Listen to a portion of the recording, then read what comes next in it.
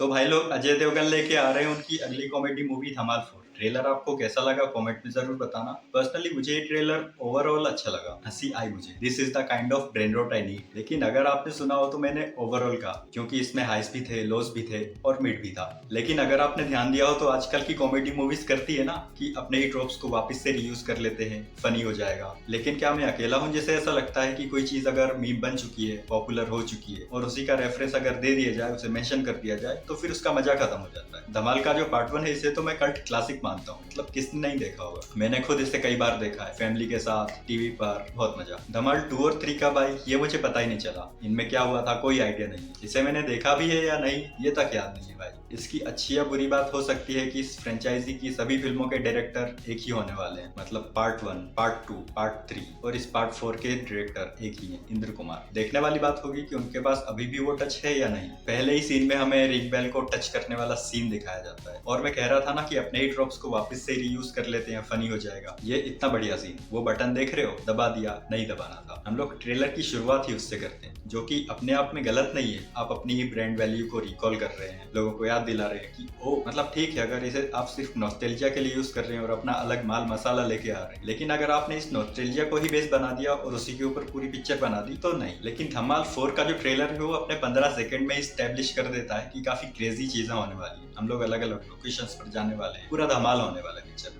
पहला जो proper scene हमें देखने को मिलता है कि उसमें एक बंदा पहाड़ से नीचे गिर रहा है, लोग उसे बचाने की कोशिश कर रहे हैं ह्यूमन चेन बनाकर और कहते हैं खजाने का पता लगाओ। खजाना कहाँ है? एम के नीचे। एंड जावेद जाफरी का ये वाला सीन, ये भी गया जिसने मेरा हाथ पकड़ा। It was nice. फिर मूवी का थीम स्टैब्लिश होता है, पायरेट एडवेंचर पर ये पिक्चर होने वाली है। लग रहा है इस शिप के अराउंड ही most of the movie take place करेगी। बहुत सारे सीन हमें इसके देखने को मिलते हैं। साथ ही अजय देवगन जो कि मेन कैरेक्टर होने वाले इस पिक्चर में, ऑब्वियसली उनकी भी लव स्टोरी स्टैब्लिश कर दी गई। महिला पसंद है, उनके 2 बच्चे हैं, शायद उनको मनाना है। और ट्रेलर देख के लग रहा है कि सेकंड मेन कैरेक्टर जो इस पिक्चर में होने वाला है वो रितेश देशमुख का होगा। और उनका जो एंगल सेट किया है, I am not a big fan. मतलब एक मोटी बीवी होगी और उसके मोटापे के अराउंड सारा मजाक बनाया जाएगा। और मैं उस सेंसिटिव ग्रुप से भी नहीं हूँ कि साले तूने मोटे को मोटा कैसे बोला। और आप मेरे पे गुस्सा हो सकते हो लेकिन बनाओ मजाक, मोटे का मजाक बनाओ, पतले का मजाक बनाओ, पौने का मजाक बनाओ, लंबे का मजाक बनाओ, मेरा मजाक बनाओ, तुम्हारा मजाक बनाओ, लेट्स हैव सम फन। लेकिन मजाक में मजा आना चाहिए। और इस पिक्चर में बिग बैड बॉय होने वाले हैं। पहले संजय दत्त होते थे, उनको टेक ओवर कर रहे हैं रवि किशन। लेकिन एक चीज मेकर्स ने काफी स्मार्टली करी है ना कि पिक्चर के बारे में अपने आप से ही कुछ नहीं बताया कि ये बंदा होगा,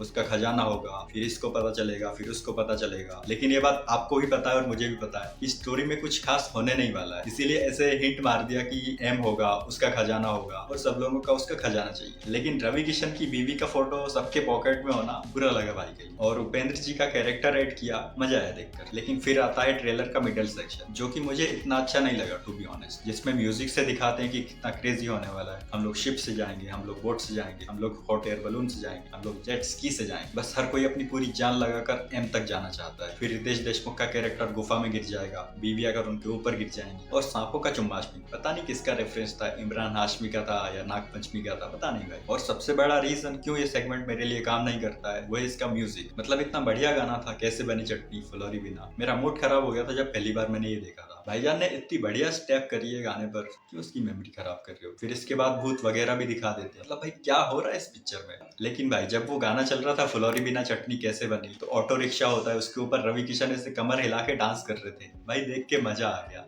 मजाक भी नहीं कर रहा हूँ, इतना मजा आया। मैं यहाँ पर दिखा नहीं सकता हूँ लेकिन आप ट्रेलर में जाके देखो एक बार। फिर ऑलमोस्ट 3.5 मिनट के इस ट्रेलर में 2.5 मिनट तक आते आते मुझे ऐसा लग रहा था कि फिर वही घिसी पिटी कॉमेडी मूवी होने वाली। लेकिन फिर कुछ ऐसा होता है कि मेरी हंसी नहीं रुक रही थी। सबसे पहला तो अजय देवगन सर दे मारते हैं फायर एक्सटिंग्विशर पर, और उसके बाद 2 डॉल्फिन के ऊपर ऐसे पांव फैलाकर आना। मतलब भाई पीक रेफरेंस, मेरी हंसी नहीं रुक रही थी। मतलब आपने इससे मजे की बात कर दी कि बंदा डूब रहा होगा और डॉल्फिन का सहारा लेके। ब्रेन रॉट भाई, ब्रेन रॉट। फिर फूल और कांटे वाला ठीक था, लेकिन लास्ट में संजय मिश्रा और अजय देवगन का वो वाला सीन आता है ना कि कांटे निकाल दिए, पानी में बैठ जाओ, पंचर चेक हो जाएगा। भाई सोच के ही हंसी आ जाती है। मैं उम्मीद करता हूँ ऐसी ही पूरी पिक्चर ब्रेन रॉट हो, जो कि नहीं होगी, लेकिन देखते हैं क्या होता है। लेकिन ये विजुअल्स को क्या हो गया यार, कुछ ज्यादा ही क्लीन नहीं लग रही। मतलब सारी शूटिंग ग्रीन स्क्रीन पर करी हो स्टूडियो में और बैकग्राउंड कंप्यूटर से जनरेट किया हो। इसका ओवरऑल एस्थेटिक मुझे इतना अच्छा नहीं लग रहा, काफी फेक लग रहा है। बाकी मूवी की कॉमेडी काम करेगी या नहीं ये तो मूवी में ही पता चलेगा, पंच लाइन के हिसाब से, सिचुएशन के हिसाब से और पेसिंग के हिसाब से। और thank you for watching the video. जल्दी मिलते हैं आपसे अगली video. Don't forget to subscribe the channel. Until next time, it's me Lakshman signing off.